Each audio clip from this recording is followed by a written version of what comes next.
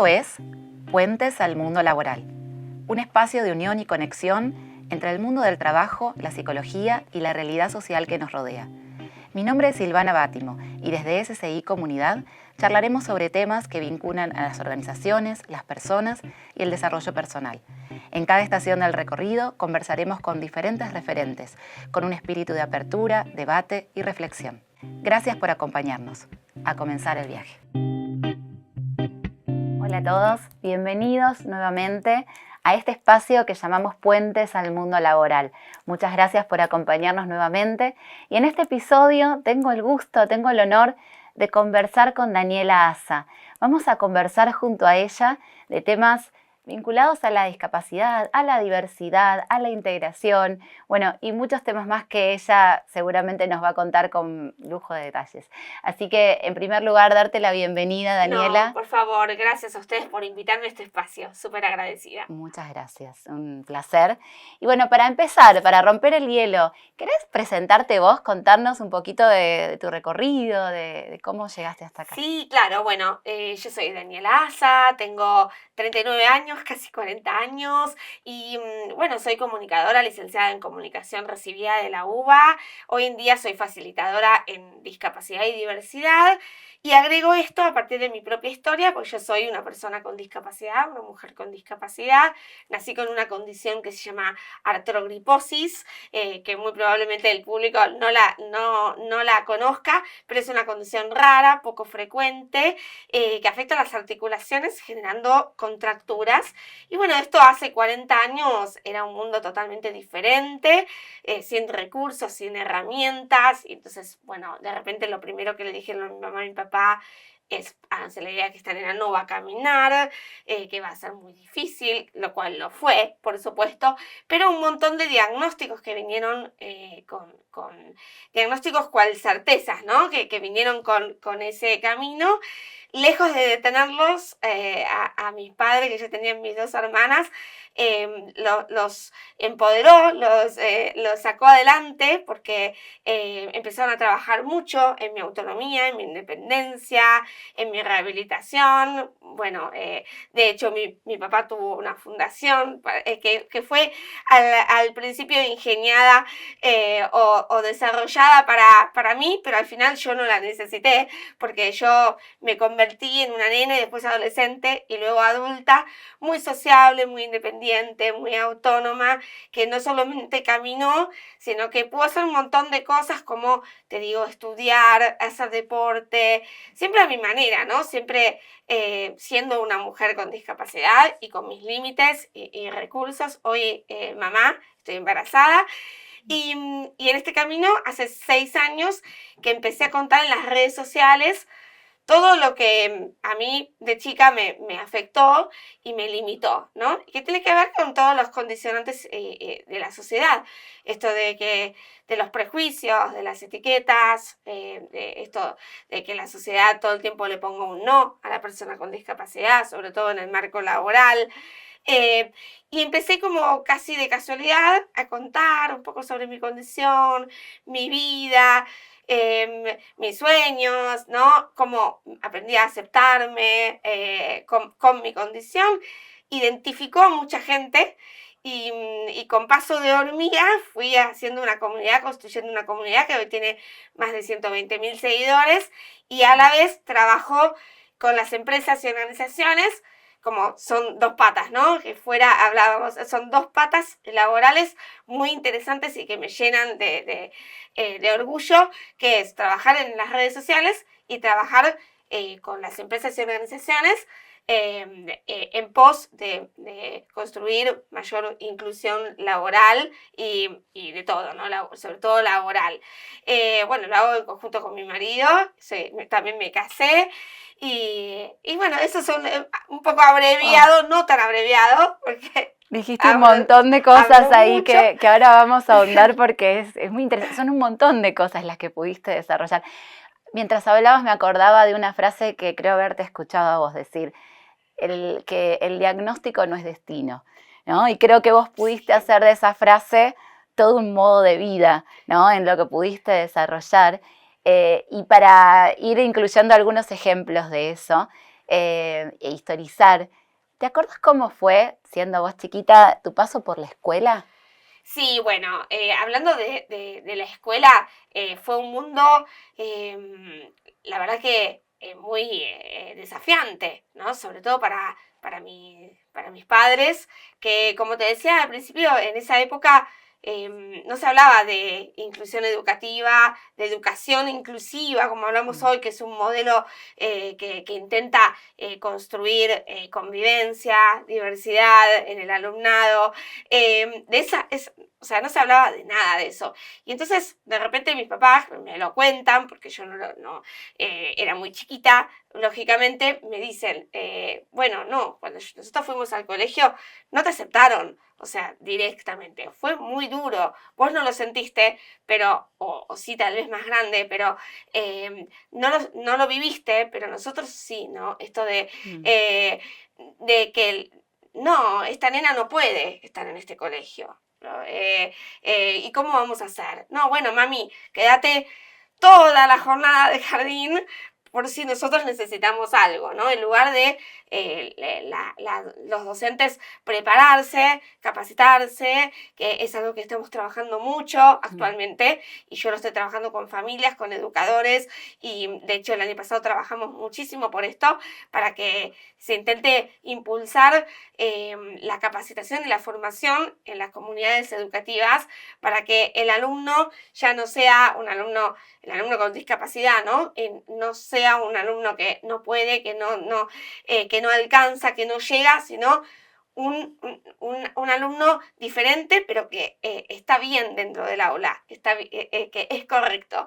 Entonces, que la escuela se prepare, en lugar que sea la familia y el niño el que deba soportar la carga de no ser como el mundo lo espera, ¿no? Entonces, bueno, teniendo en cuenta esto, por supuesto, después vinieron, yo hice la primaria, el jardín, la primaria y la secundaria en el mismo colegio, y con altos y bajos pude como ir demostrando, era todos los días una lucha, ¿no? De demostrar, de repente, el profesor de gimnasia que me aislaba y le decía a mi mamá no puede hacer nada, el tener que luchar constantemente contra la burocracia, los trámites, los informes largos para demostrar que yo podía, ¿no? Estar conviviendo. Es un tema muy complejo porque al mismo tiempo hay un modelo que es el de educación especial, que lejos de inhabilitarlo, uno lo que quiere es que puedan convivir ambos modelos, ¿no? Que a veces no es uno u otro, sino que se puedan coordinar, combinar, y que cada uno pueda aportar lo mejor que tiene, ¿no? El modelo de la escuela mal llamada especial, porque esto es los términos, ¿no? Que no somos especiales. Eh, la modalidad especial lo que hace es apelar a los distintos recursos y herramientas para que ese chico, ese niño pueda tener las mejores posibilidades, pero la escuela convencional también debería hacerlo, ¿no? Porque hay muchos casos en que realmente pueden convivir y se invalida esa posibilidad. Sí, pienso el aprendizaje para todo el grupo. Yo también aprendiendo a convivir con lo que cada uno tiene para ofrecer y con los limitantes que cada uno tiene. Quiero tomar el ejemplo que vos mencionabas también al principio. Fuimos juntas a la misma escuela. Exacto. Si bien no coincidimos en el mismo grado, pero sí recuerdo, digamos, fuimos a la misma camada. Y me acuerdo una intervención de una docente de educación física que nos invitó a formar parte de un día, de una jornada en lo que tu papá había armado, digamos, de esta organización que me interesaría que nos cuentes, donde ese día pasamos una jornada en una pileta con distintos chicos con discapacidad, ayudando, colaborando en actividades que eran recreativas. Y yo no me olvido más ese día, y creo que aprendí un montón de ese día. Digo, ¿cuánto uno tiene para aprender también de eso, de la colaboración, de la empatía, del entender cosas que a veces está fuera de lo que uno ve todos los días? Y me acuerdo al día de hoy y me parece muy interesante, ¿no? También pensando desde todo lo que aportaron tus papás, ¿no? En colaborar, en acompañar tu desarrollo. Totalmente. Esa fundación, bueno, la verdad que hizo la diferencia en muchas familias. Fue como un antes y un después, porque se hicieron muchas actividades, muchas iniciativas, hasta viajes, ¿no? Hemos ido a Mendoza en un acto simbólico del cruce de los Andes, en un momento. Entonces, lamentablemente no pudo continuar por bueno, muchas cosas, ¿no? Porque para tener una organización de ese estilo, de ese tipo, se requiere como mucho sostén, no solamente económico, sino emocional y demás. Pero él siempre, mi papá siempre lo que dice es que en su cabeza la fundación era para mí. Entonces, él de repente dice, bueno, ayudé a muchas familias, digamos, en el nombre de eso que yo tenía creado para vos. Él, digamos, bueno, inició ese trabajo, yo de algún modo lo sigo en todo lo que hago, porque la verdad que fue una hermosa experiencia que vos lo que decís es súper importante porque es como demostrás que hacer cosas contagia y lleva mensajes y sobre todo en edad temprana, ¿no? Cuando nosotros empezamos desde chiquitos a decirle a los niños, bueno, mira, él no puede hacer tal cosa, pero es como vos, o sea, lo puede hacer de otra forma. Fíjate, mirá, presentémosle esto, este apoyo, esto para que pueda, ¿no? Y siempre fomentar lo positivo y no lo negativo, como muchos sectores de la sociedad tienden a enfatizar, ¿no? Esto que decíamos, de no puede, de las etiquetas, de el modo separatista de pensar a la discapacidad, ¿viste? Lo pienso fuera del mundo. El mundo es para todos, no es para ciertas personas solamente. Tenemos un mundo en donde todos debemos poder convivir. Tal cual. Bueno, hablando de esto y de la inclusión, que a veces hasta incluso la palabra inclusión puede debatirse en términos de, bueno, hay que incluir al que está afuera y por qué está afuera, ¿no? Hay un montón de debates en torno a eso, pero se habla mucho de la inclusión, de la diversidad, de la integración, y haciendo un eje en lo que es el mundo laboral. ¿Cómo ves hoy este camino, digamos, para las personas que tienen discapacidad y que necesitan incorporarse, y que quieren, por supuesto, hay un intento de desarrollo de su carrera? Bueno, yo creo que en el ámbito laboral es una de las mayores deudas que tenemos socialmente. Lamentablemente la mayoría de las personas con discapacidad está desempleada. Es una gran deuda que es complejo porque está muy vinculado con otras variables, como el apoyo económico. Si esa persona no trabaja, no puede sostenerse económicamente. Una persona con discapacidad, que lo sé por experiencia propia, requiere de muchísimos gastos y tiene erogaciones económicas muy grandes, como moverse, ¿no? Que el transporte tampoco está adaptado. Entonces, todo está relacionado con todo. Cuando hablamos de discapacidad, nunca podemos hablar como de una sola cosa sin hablar de todo lo demás, ¿no?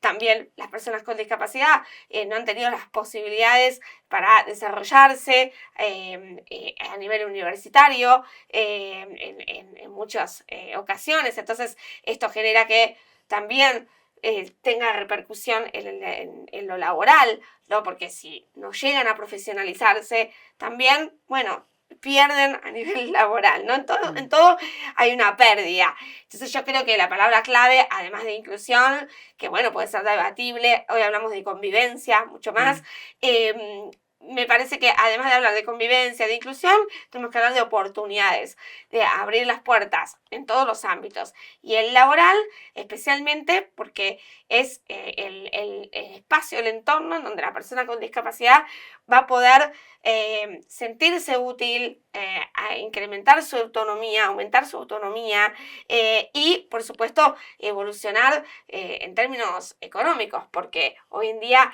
es una de las mayores falencias y realmente los apoyos que se han hecho, que muchas veces me preguntan sobre los incentivos, los apoyos, están bien, pero no llegan lamentablemente a suplir a poder recomponer esa situación que enfrentamos las personas con discapacidad, ¿no? En general quedan en incentivos, quedan ahí como a mitad de camino, es lo mismo que el cupo. Bueno, el cupo está bien porque si no las empresas no hay, en nuestro país solamente tenemos cupo a nivel estatal, no a nivel privado. En otros países sí. Pero el cupo, bueno, si bien es un avance y se valora, bueno, tampoco llega a lo máximo porque siempre se es como un checklist, ¿no? Es como que, bueno, cumplo con esto y después no me preocupo por, bueno, exceder ese cupo, por supuesto, que cada vez más personas con discapacidad puedan ser incorporadas en la empresa y el mismo grupo que ha ingresado, bueno, si esas personas están bien, conformes, la carrera laboral, si de repente se recibieron, se graduaron y quieren ascender a un nuevo puesto, no vemos, por ejemplo, coordinadores, jefes o puestos jerárquicos en donde estén las personas con discapacidad. En general es, bueno, que haga teletrabajo, que cuente las moneditas. Uno lo hace, digamos, a modo de ejemplo, pero es verdaderamente así, como que siempre estamos por debajo de las aspiraciones que el común de la sociedad tiene. Entonces, me parece que tenemos que levantar un poquito la vara. Primero empezar, por supuesto, por incrementar el nivel de empleo de las personas con discapacidad, que hay muchas organizaciones que están ocupando hoy en día de esto es verdad, hay ciertos avances, pero que de hecho son intermediarios en este camino, y luego empezar a pensar que es esto, es que todos tenemos que tener oportunidades en el camino laboral y poder brindarlas, ¿no? Claro. Sí, recuerdo muchas empresas hoy están hablando de la diversidad, ¿no? Y de programas de diversidad en distintos sentidos, ¿no? También en cuanto a género, en cuanto a discapacidad, en cuanto a un montón de aspectos también vinculados a factores etarios. Pero es verdad que están los programas, están los incentivos, pero hay que sostener a lo largo del tiempo y hay que generar un montón de situaciones y de contextos que puedan generar la convivencia adecuada para todas las partes involucradas. Sí, totalmente. Y también hay algo importante que no mencioné antes, que es los prejuicios históricos que existen en torno a las personas en las empresas, a las personas con discapacidad. Esto de pensar, bueno, no, me va a traer baja en la productividad. Hoy es algo que las empresas siguen sosteniendo, que tienen que invertir mucho dinero, que no va a rendir. Lo mismo que se piensa en muchos aspectos del ámbito educativo, se piensa también en el campo laboral, ¿no? Y bueno, ¿y cómo se va a incluir? Y tengo que hacer como mucho soporte, mucho apoyo, ¿y cómo hago, no? Entonces, me parece que hay mucho pensar en cosas que son más bien simples. La inclusión no requiere muchas veces de inversión monetaria, dependiendo obviamente de a qué apuntes, ¿no? Tal vez lo arquitectónico sea lo más costoso, pero después hay un montón yo que trabajo con muchas empresas grandes, realmente veo la diferencia cuando empiezan a pensar en mediano plazo, largo plazo, y me cuentan sus avances y me dicen, por ejemplo, una empresa grande me dijo, bueno, incorporamos la lengua de señas en los aviones, por ejemplo, para no mencionar la marca, ¿no? En los aviones estamos implementando la lengua de señas, ¿no? O sea, aprender lengua de señas en las empresas, son cosas que la formación, la capacitación, el poder, bueno, abrir oportunidades laborales, obviamente.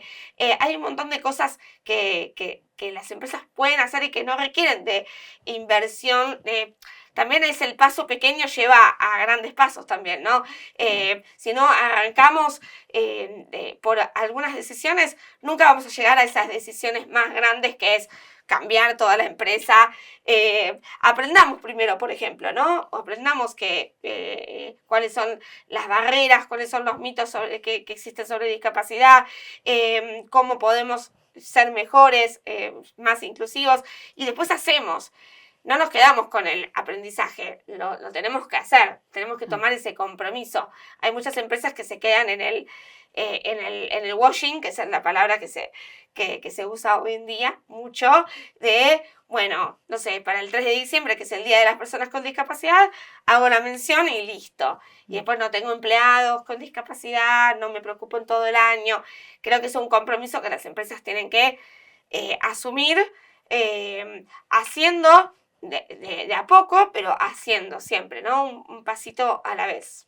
Bien, perfecto. Bueno, es paso a paso y buscando ir por más, digamos, en cuanto a esos objetivos. Siempre. Otra de las cosas que mencionabas cuando te presentaste, Daniela, es sobre tu embarazo. Felicitaciones. Bueno, gracias. Bueno, imagino que también toda esta planificación de la maternidad, bueno, junto a tu marido, bueno, habrá generado un montón de, por supuesto, gran felicidad, pero también un montón de ideas en torno a, bueno, cómo afrontar este nuevo proceso, esta nueva etapa en sus vidas. Sí, totalmente. La verdad que, bueno, vino a cambiar la vida. Por supuesto, para cualquier pareja, para cualquier persona, la llegada de un bebé, de un hijo es maravilloso, lleno de emociones, por supuesto, y de cambios en cuanto no solamente corporales, sino emocionales y de pensar, bueno, ¿cómo voy a hacer? ¿No? Dada mi condición, también hay mucho prejuicio en torno a la maternidad, paternidad, pero sobre todo maternidad y discapacidad. Entonces está esto de tildar que las personas con discapacidad no formamos familia, que somos asexuadas, que bueno, que no tenemos pareja. Hay como muchos conceptos erróneos y la carga que le pone la sociedad a la persona de siempre hacer lo que le pasa a cualquier persona, no solamente a las personas con discapacidad, de ser o hacer las mismas cosas que los demás, que lo hablábamos un poquito fuera de cámara, esto de ese ideal que hay y que tiene que ver con los estereotipos, que es algo que se habla y que la verdad que yo reconozco que se ha avanzado en hablar de los estereotipos de género que hoy todavía pesan tanto, ¿no? Esto de, bueno, si sos mujer y encima tenés discapacidad, es una doble carga, ¿no? Entonces, porque vos no vas a poder hacer lo mismo que hacen, no sé, por ejemplo, cargar a tu hijo o desde la cuna o correrlo o poder salir sola, ¿no? Con tu hijo. Las personas las mujeres, por ejemplo, que deambulan en silla de ruedas también tienen grandes inconvenientes. Volvemos a las barreras también físicas, sobre todo en la calle, poder circular. Nosotros reflexionamos mucho con mi marido y, por ejemplo, pensamos en los sectores de juegos, que los bares o las confiterías que tienen sectores de juego y que están arriba, ¿no? Entonces, o las plazas, sectores en donde uno como mamá o papá dice, bueno, yo lo llevo a mi hijo y lo naturalizo, pero ¿cómo hace una mamá con discapacidad, no? Entonces, hay un montón de sectores que de repente va a tener que ser mi marido el que lo lleve, porque lógicamente las barreras físicas y también muchas barreras actitudinales están todavía a la orden del día, pero bueno, por supuesto está la energía positiva, está el optimismo de poder crear las maneras y no creer que está todo hecho, sino poder construir la propia maternidad, paternidad de la mejor manera. Yo creo que los hijos de las mamás y papás con discapacidad aprenden un montón, porque mis sobrinos han aprendido muchísimo en este camino, como teniendo una tía con cierta condición.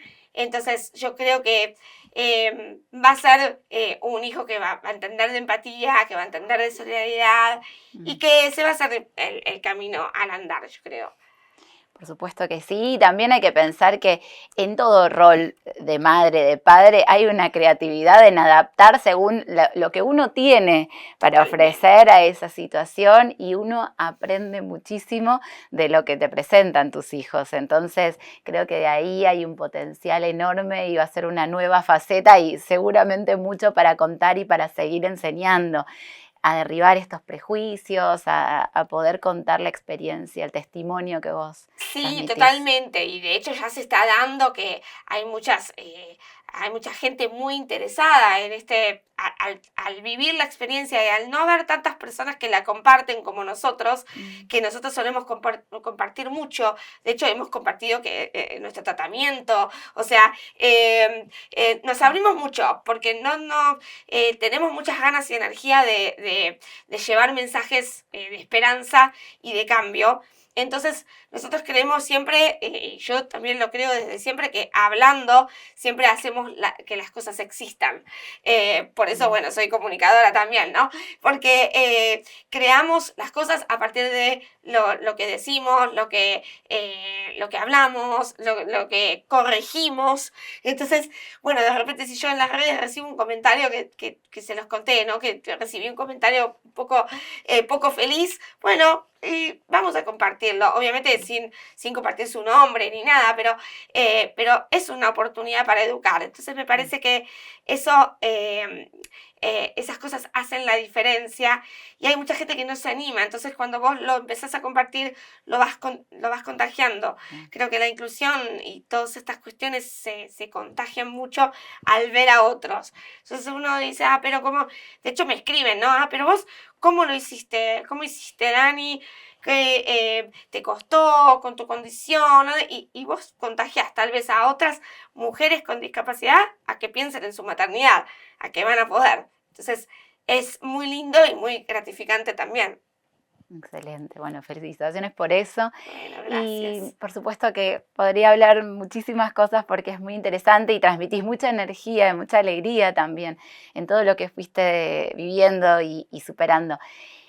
Haría un pasaje más en esta charla que tiene que ver con un espacio que nosotros llamamos RCP, que tiene que ver con las siglas de R de recomendación, C de consejo y P de puente final.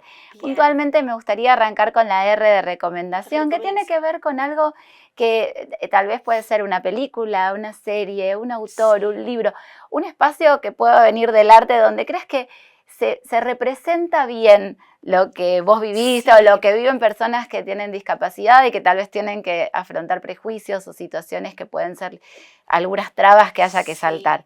Bueno, como recomendación, yo soy muy cinéfila, somos muy cinéfilos con mi marido también, y la verdad que tenemos la suerte de que hoy en día haya más ficciones o más Mm. contenido audiovisual que dedicado a estas cuestiones de inclusión y diversidad y discapacidad. Mi película favorita es Extraordinario, que me Mm. parece que ya que hablamos de infancias, de niñez y de la importancia de educar en el ámbito educativo. Me parece que Extraordinario es una película extraordinaria que Mm. habilita pensar, bueno, todas las cuestiones del bullying, de la escuela, de la familia, el apoyo de la familia. No sé, yo siempre que la veo me emociono y siempre la recomiendo porque está el libro también, por supuesto está basado en un libro y me parece que es muy emocionante y muy linda para compartir en familia. A modo de sinopsis, es un niño que nace con una condición que se llama Treacher Collins, que es muy física, digamos, tiene visible, ¿no? En Mm. su cara, y bueno, sufre de bullying y hasta el momento se educó en su casa y decide volver al colegio. Y bueno, todo lo que implica para la familia, para él, para su hermana, desde distintos puntos de vista, es maravillosa y me encanta. Y Netflix está sacando también muchas series y muchas, bueno, fue el caso de División Palermo el año pasado, Sí, recuerdo. también Cromosoma 21, está sacando muchas series que incluyen la diversidad y la verdad que hasta el momento eh, eh, O por supuesto nada es perfecto, ¿no? Siempre hay que, el aprendizaje es continuo, pero creo que vale la intención y creo que se están asesorando con organizaciones, con personas, que esto es muy importante, conocer de primera mano desde los protagonistas y lo están haciendo de esa manera, así que ojalá que se siga evolucionando en ese sentido. Excelente. Bueno, tomamos la recomendación para aprovechar el fin de semana. Sí. Y en cuanto a la C de este RCP, ¿qué consejo le darías a una persona con discapacidad que esté buscando sumarse a una primera oportunidad de empleo Sí. o integrarse al mercado laboral? Bueno, traes un buen punto porque una de las falencias o una de los problemas que me plantean las empresas es, me dicen, Dani, no se postula nadie, ¿eh? No se postulan, Mm, las personas con discapacidad no se postulan. Bueno, esto puede venir de un error de comunicación, digamos, simple, o de las propias también del colectivo de personas con discapacidad que todavía no se animan a postularse. Eh, ¿Por qué? Por esta misma deuda histórica y estas barreras estructurales a lo largo del tiempo. Entonces, yo misma lo he pasado, ¿no? En mis primeras, ya por mis 20, cuando buscaba trabajo y que me digan, no, pero tenemos escaleras, no, pero tenemos que entender que estamos en otra época, ¿no? Y afortunadamente hemos evolucionado en cierto sentido y hay muchas empresas que tienen ganas de incorporar personal con discapacidad. Entonces, yo creo que está en el también en entender, valorarse y validarse, ¿no? Uno como persona. Yo uno de los grandes desafíos que tuve a lo largo de mi vida para cambiar un poco el chip es validarme yo. Es decir, bueno, no es la sociedad la que me va a definir a mí, sino que yo voy a decir quién soy y mostrárselo al mundo. Si seguimos teniendo personas con discapacidad que todo el tiempo están autorrelegadas o que se piensan como de manera inferior y por supuesto va depender de la experiencia de cada persona, porque hay muchas familias que tampoco tienen recursos, y eso es verdad, pero hay muchas que sí, y que de repente no se animan por miedo, por temor a ser rechazados. Entonces, yo creo que bueno, principalmente eso, luego el tema del currículum, que vos lo vas a saber mejor que yo, el tema bueno, agregar todas las fortalezas, hacerse un FODA, ¿no? ah, Un FODA propio, ¿no? De en qué soy bueno, ¿no? Y fomentar esas habilidades, prepararse, capacitarse, ¿no? Sé que las oportunidades no están muchas veces para el colectivo de personas con discapacidad, pero de repente hoy hay herramientas como cursos online, eh, eh, ser autodidacta también, con muchos, reunirse con personas, ¿no? Para seguir aprendiendo. Entonces, tal vez armar propios emprendimientos también, hoy en día el emprendedurismo está también a la orden del claro. día, así que creo que eso, bueno, pueden ser algunas herramientas para poder afrontar esa búsqueda de la mejor manera. Excelente, Dani. Bueno, y un puente final. ¿Qué mensaje o frase sumarías para concluir con esta charla, para reforzar lo que charlamos? Bueno, yo volvería al lema, ¿no? Que vos mencionaste, que es el de diagnóstico no es destino, que Mm, no aplica solamente a la discapacidad, sino que aplica a todas las personas. Esto de pensarse más allá de cualquier sentencia o de lo que los demás nos digan que somos. Que poder enfrentar también nuestras debilidades y también los recursos que tenemos y nuestras experiencias y agarrarnos de eso para transformarlo, ¿no? También las experiencias que puedan ser tal vez más duras, pero poder transformar eso que nos tocó en otra cosa siempre nos va a traer nuevos caminos y aprendizajes. mm. Que podemos hacer algo siempre con lo que nos tocó y que podemos reinventarnos. Yo pude hacerlo algo que nunca pensé con el diagnóstico y por eso trato de llevar esto para que se pueda contagiar y poder mejorar el mundo de alguna manera. Excelente. Bueno, ojalá que puedas seguir contagiando de esta manera y que esto contagie también a las personas que estén escuchando y viendo Muchísimas gracias por este No, espacio. gracias a ustedes. Gracias a ustedes por este espacio. Al contrario.